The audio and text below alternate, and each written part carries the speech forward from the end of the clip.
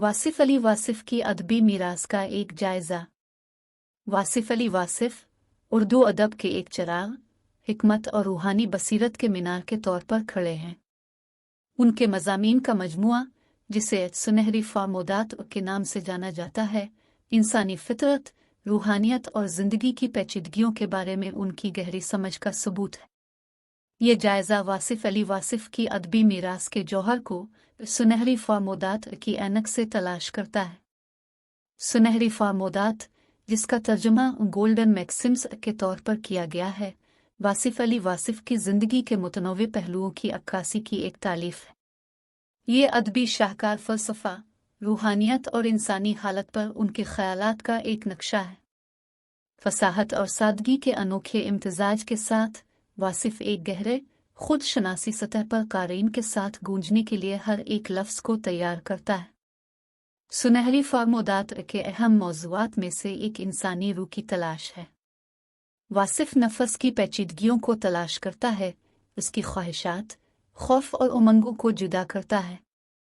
अपने फसी कलाम के ज़रिए वो क़ारीन को खुद की दरियाफ्त और खुद शनासी के सफ़र पर जाने की दावत देता है। इसके माख़ज़ आईना के तौर पर काम करते हैं, इंसानी नफ्सियात की पेचीदगियों की अक्कासी करते हैं और अफ़राद को अपनी ज़िंदगी पर गौर करने की तरग़ीब देते हैं। रूहानियत वासिफ के काम का एक और संग बुनियाद है। सूफ़ी फ़लसफ़ा में जुड़ें, इनकी तहरीरें इलाही के साथ गहरे ताल्लुक़ की अहमियत पर ज़ोर देती हैं।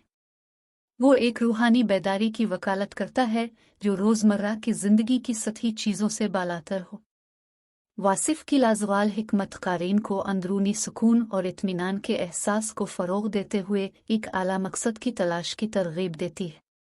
वासिफ अली वासिफ की लिसानी खूबी सुनहरी फ़ार्मोदात की पहचान है।